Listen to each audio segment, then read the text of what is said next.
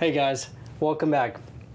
We are going to practice some sentences on the board, and in these videos, the practice videos, you get to be in the class with me. I write on the board, you interact with me. You should. I won't be able to hear you, but interact with me. We talked about the most basic beginning verb, sum es, sum es assume. Remember that? Well, now we're going to see it in some sentences. In the other video that you watched where I taught the lesson, I just kind of talked to you. Let's actually look at some on the board here. I'm going to use simple vocabulary as we go through these so that what you're getting is the idea, and you're not getting a whole bunch of new vocabulary thrown at you. So you're having to figure out what are those words, what do they mean, and review the concept. So here we go. Marcus est amicus meus. Now look, there's that verb we talked about, guys. Est. It's is. Now it means he is, but remember it can also mean there is, or it can mean just plain old is. Now we could do this a couple of ways. We could say Marcus, he is, but nobody talks that way. So what we'll do is say Marcus is. Marcus is, what is Marcus? He's amicus. I bet you can figure out amicus just by looking at it. Amicus means friend. That's where the Spanish get the word amigo. Marcus is amicus. He is the friend. Whose friend? My friend.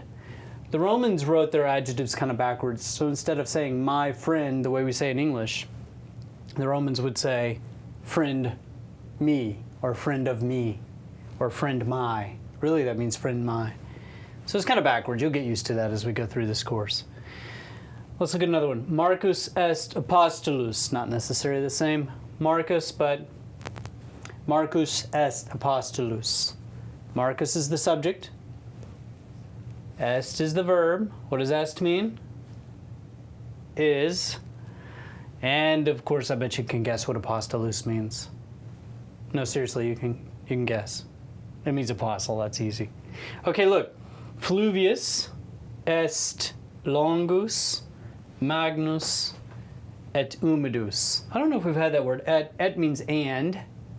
And you know what? The Romans didn't even have commas, so I shouldn't have done this. I should have written Fluvius est longus, et magnus, et humidus. That's how I should have written it. But I didn't. Fluvius means river. Est, there it is again. What does est mean? Is. Fluvius est, you can figure this one out. Fluvius est longus. The river is what? It's long. It's also magnus. It's big. And this is good for rivers, it's humidus. It's wet. That's where we get the English word humid. Where I live in Tennessee, it's humid, especially in August. Oh my word. Deus est bonus. Deus means God. Est means is. So easy. Bonus means good. God is good. Bonus is where we get the English word bonus. All right, I'm going to erase these. And then I'm going to put some more up on the board. If I can just find my eraser. Ah, there it is. Then I'm going to put some more up for us to practice on.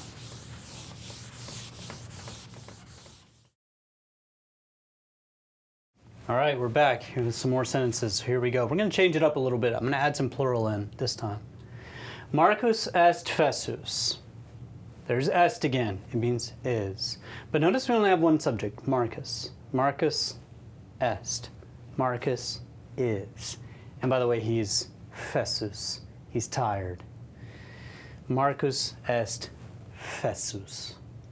But what if we add a friend with Marcus?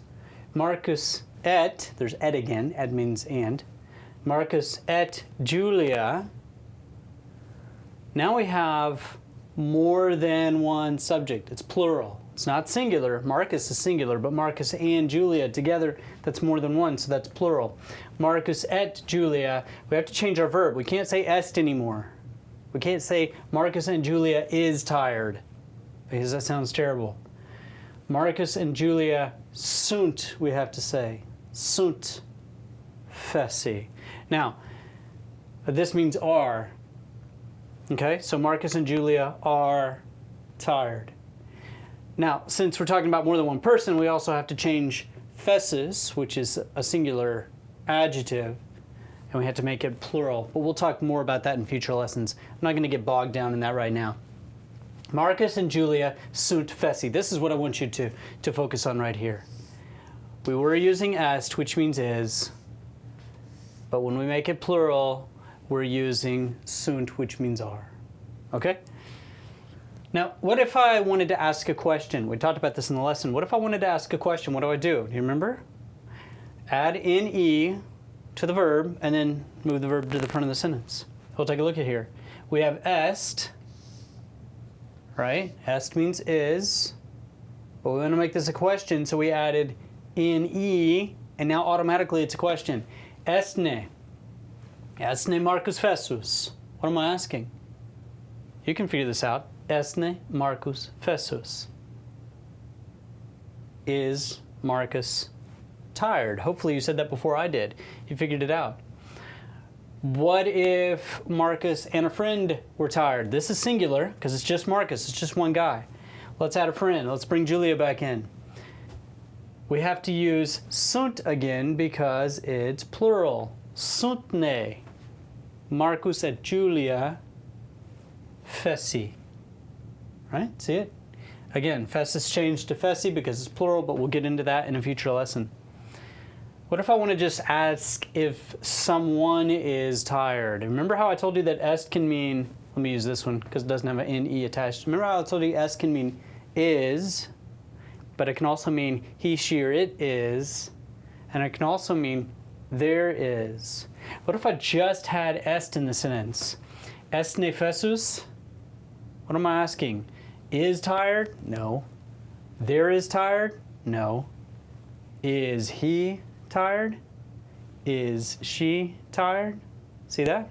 See how I can rearrange things a little bit to make sure that it makes sense? All right, now this is a boy. That's because that's a masculine adjective. And what if we wanted to make it Julia is tired? Estne fessa. Then we change the US to an A and make sure that we change the gender. We'll talk about that too in a future lesson. But we change the gender and make it a girl. So here we have, is he tired? Here we have, is she tired? And it's all based on the endings. Remember, when you're learning Latin, the endings are what's so important. All right, guys, that was our first practice lesson on the board. That's what it's going to look like. I won't explain it to you next time. We'll move a little faster and maybe get through some more sentences. See you next time.